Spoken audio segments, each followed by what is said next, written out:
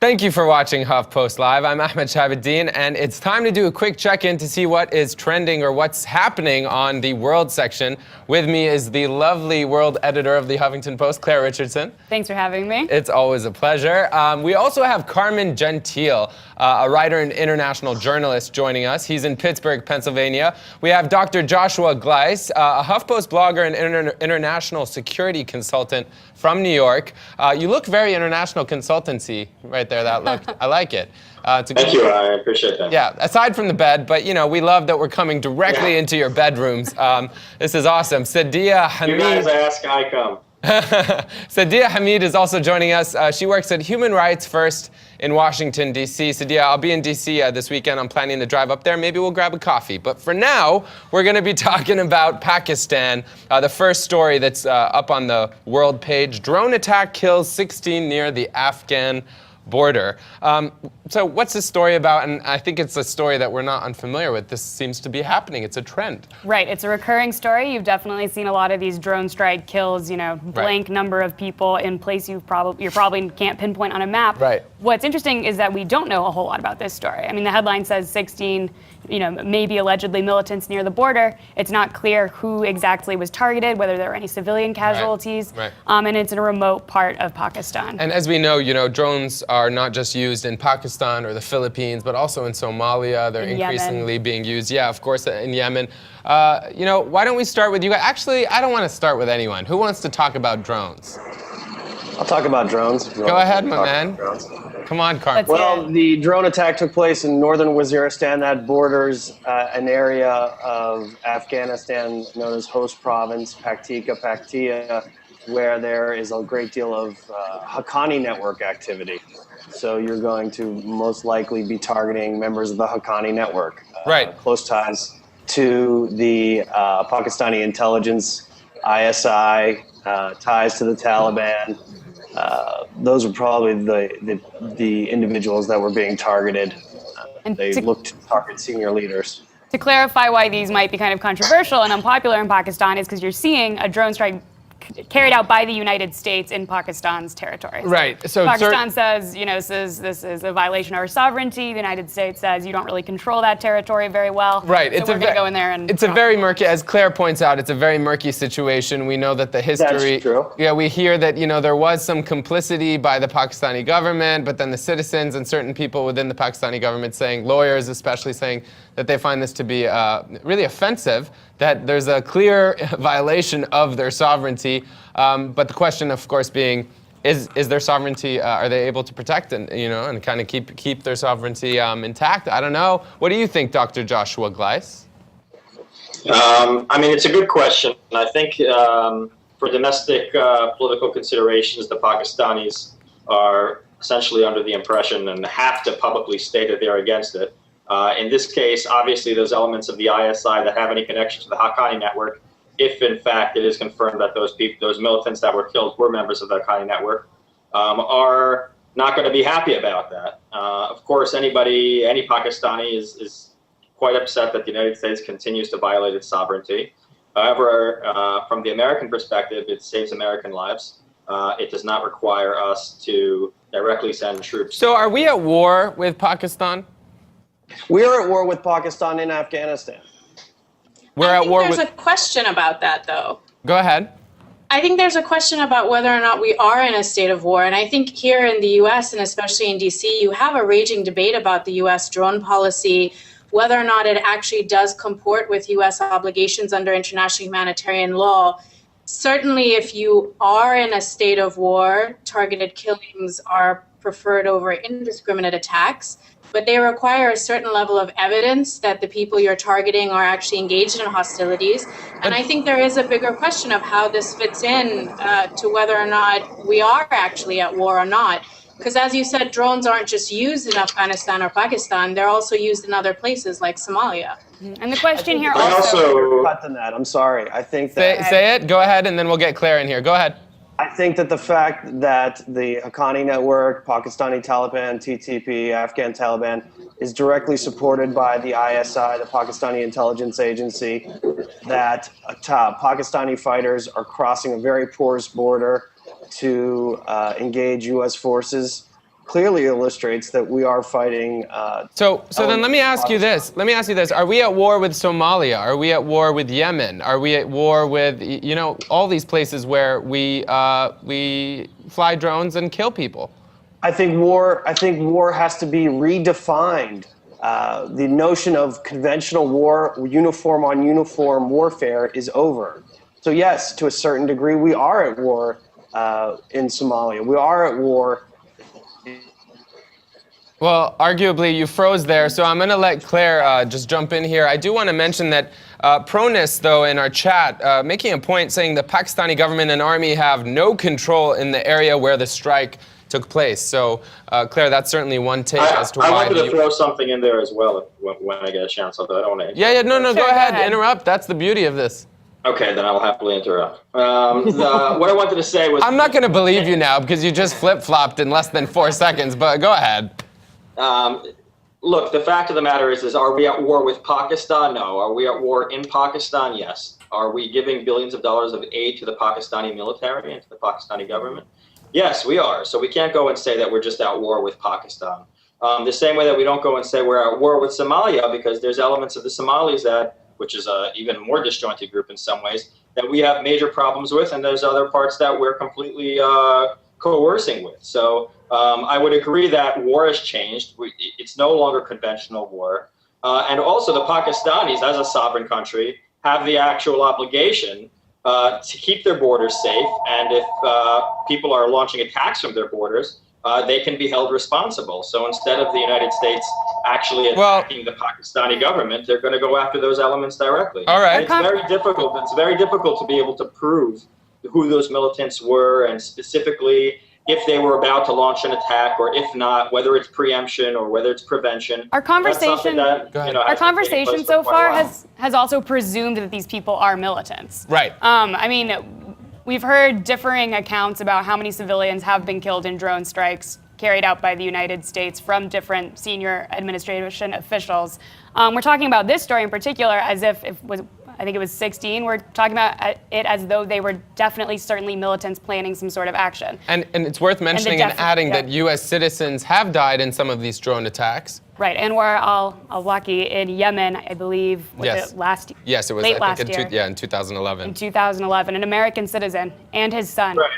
U.S. citizens killed by a U.S. drone strike. Also, he was a U.S. citizen on our most wanted list. So it wasn't exactly your typical U.S. citizen, and then it was a question of whether we were going to send in potential special forces, if we were even capable of doing so, to try and capture him, or whether we were going to take him out. So what's a typical U.S. citizen? Would Michael Wade, the guy in Wisconsin, the ex-veteran, is he a typical U.S. citizen? I mean, what's that definition? Yeah, is it cool to drop a drone on him? Oh, no. Or have a drone drop something on him, rather? If he's going to be prosecuted. So guys, all I'm trying to explain is there's a very murky line here, okay? You're right. Definitely a new type of warfare that it's actually been taking place since the Israelis started putting missiles on drones many years ago. And for a long time, the United States government was a part of that international chorus of people criticizing and saying that it at least has to be more specific. You shouldn't be killing family members. So what was the turning point? 9/11, it was then. So how do you distinguish that? 9/11 was the turning point, and that's when it started to be adopted. So I'm not necessarily promoting it one way or another, but if you look at it from the U.S. point of view, it does save American lives, and it has been effective at killing militants. The problem is that it also kills innocent civilians. Not just quote-unquote collateral damage, but these collateral people are... Sadia, you guys, one second, bear with me, please. Sadia, you were trying to get a word in. Go ahead. Well, I mean, I think that even if you were to be arguing that war is changing, and even if you were to say that this saves U.S. lives, it still doesn't excuse the fact that the U.S. government has to be more transparent about its drone policy, and it has to demonstrate how it is still executing this policy in compliance with international humanitarian law, which is still the law of war. And that's not something that... Well, with all due respect, Sadia, I agree with you. I completely share your sentiment, but I think the problem is the U.S. government doesn't have to do anything you said until its citizens hold it accountable to do all those things that you said. Because change has... we call on you to do so. Well, you know... And all of us. That's our responsibility as advocates. I think that's a good... You're totally right. Go ahead, Claire.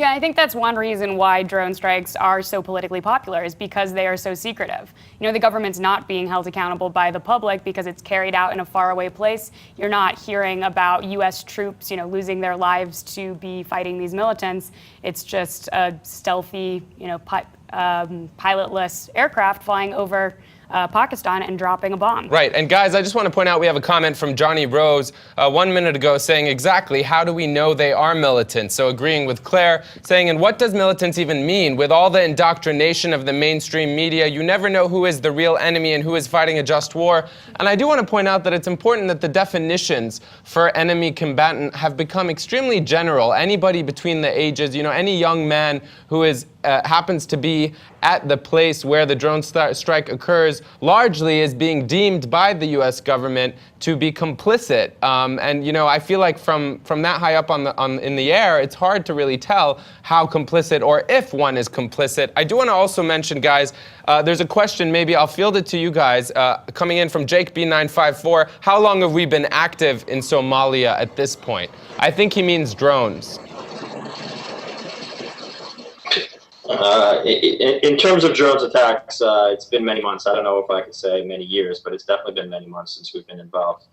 In most places where it ends up being reported in the news, it ends up being reported in the news long after we've actually been there and we have some sort of security apparatus either nearby or actually in the country itself. Well, I can't give a specific answer. All right, I just do want to mention, though, we're going to add this to the resource well if we can.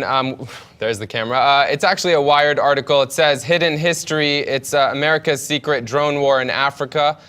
We've discussed this last week, but if I scroll down, there's a little passage that says, since 2007, Predator drones and the larger, more powerful Reapers have been hunting Somali jihadists on scores of occasions. So at least, presumably, we know that they've been there since 2007. Thanks for that question. I actually want to move on to the other story because we don't have too much time for this segment per se, but let's actually get straight to it. Anders Behring Breivik, Norway killer, deemed sane and sentenced to prison for bomb and gun attacks. Claire, this conversation is clearly one that's being had all over the world, mostly in Europe. If you look at my screen, this is a shot from TrendsMap showing the hashtag Breivik being discussed in Australia, South Africa, but mostly in Europe. What's the real takeaway from this decision? Right, it was a big story today. They finally ruled on whether, the big question in the trial, because there was no question of whether he was guilty or not, was whether he was insane and whether he could be held accountable for his actions. Right. And he actually got what he wanted in that the court ended up ruling that he was sane. And in that sense, it sort of validated his actions as a political, not to say validated, but it to him validated his actions as, a political cause rather than as a psychotic mass murder. Right, and for those of you who don't know, the cause being to prevent Muslims or to protect the country from Muslims. To protect Norway from, and Europe from Muslims. What do you guys make of this story? We have a photo I just want to share with you guys. This is Breivik in the courtroom smiling. The reason I share it is this was kind of the headline that traveled around the world. How could this man be smiling? And he seems like happy with the decision of 21 years in prison. Let's go to you, Carmen. Anti-Islam rhetoric in Europe is nothing new. It's been going on for ages. The late Italian author and colleague Oriana Fallaci wrote volumes about the threat of Islam, the incursion of Islam into Europe, and this is not surprising at all that this continues to be a problem, not just in Norway, but throughout the continent. Yeah, and we're starting to see it's actually infiltrating into policy in France. We've seen certain anti-Muslim policies. Sadia, I want to ask you, David McLeven is saying 15 seconds ago, if you are against the death penalty and for supporting this guy in prison at taxpayers' cost for the rest of his natural life, then this is good news to you. The reason I bring this up is because in America, presumably, he would have potentially received the death penalty, but in Norway's justice system, that doesn't exist. Do you think he got justice was served? I mean, I'm not really gonna get into the debate on the pros and cons of the death penalty. As a human rights advocate, I'm against the death penalty, but that's not really the point of this. I think what's important here is that justice was served, that the authorities took this case seriously, that they made it known that hate propaganda, hate killings, hate crimes are not going to be accepted. And I think it's really important. I'm part of the Genocide Prevention and Mass Atrocities Program at Human Rights First. And, for us, you really see how hate crimes and hate propaganda can start off what can spiral into situations of genocide and mass atrocity. I think it's very important for you to be able to identify this as the signs first start to emerge. And I would say beyond just holding those people who commit these kinds of crimes accountable, there's a larger question of what more European and other governments can be doing to actually dissipate some of that hate propaganda and to actually tackle these hate crimes before they happen, so, in order to avoid these kinds of tragedies and the possible reprisals that could result from them. So very eloquently put. Claire and Dr. Gleis, last question coming in from David. I wonder if you agree with his take. He says he got what he wanted. He killed all those people, became famous, and will now be allowed to spend his life spreading his hateful vitriol. Why wouldn't he be smiling? Right. Well, Go ahead. After. Go ahead. No, sorry, I shouldn't do this whole two people thing. Go ahead, Dr. Gleis. I think that it's a very big problem. First of all, far right-wing organizations, not only anti-Muslim but anti-Jewish, anti-Roma, are growing throughout Europe. It's related to immigration problems. It's in every place from the UK to France. He was smiling because in his mind, that he's actually declared that he wants this to be kind of the first step, the spark that will start a race war in Europe. So in his mind, he was shown that he was not crazy, that he was successful in launching an attack, and in his mind, he'd like this to continue. Right. It's a very, very big problem. I think bigger in Europe than the United States because they're much poorer at integrating their immigrants than we are here. I'm glad you made that comparison, Doctor. It's almost like sometimes you guys are seeing the comment stream. I wonder if you are, because the same points made there you're making. Adam Hackman saying recently neo-fascists have been on the rise in Europe, especially mainland Europe, probably just a reaction to changing situations as much as the anti-immigration movement in the USA. Claire, do you think there's a correlation between the anti-immigration movement here and in Europe? I mean, I wouldn't necessarily equate them, right? Yeah. But I mean, it's the same philosophy behind them, at least on a political level. And I think there's some concern, as we said, he definitely got what he wanted. He's going to go to jail and continue to prison and continue to work on a second part to his rambling racist manifesto. Right. How many pages was it? Hundreds? Something like 1,000. Right. Yeah. Sorry, did someone have the exact number? 1,500. 1,500, right. So, I mean, in a way, this is a big publicity stunt and that's kind of what he planned it to be, was, publicity for this manifesto and this sort of, and this ideology. Right. And I think actually, perhaps this, as you put it, I think it was you, Dr. Gleis, that this kind of all started on 9/11, how much 9/11 has changed our lives on a personal level, but also I think the direction of policy, not just in the US, but also around the world. And the way that warfare has changed and everything that we've gotten to. Thank you so much, Carmen, for joining me, Dr. Gleis as well, Sadia, and Claire, as always. It's such a pleasure. For those of you who are commenting as well, keep those conversations going. Remember, here at the Huffington Post and HuffPost Live, the conversation always continues.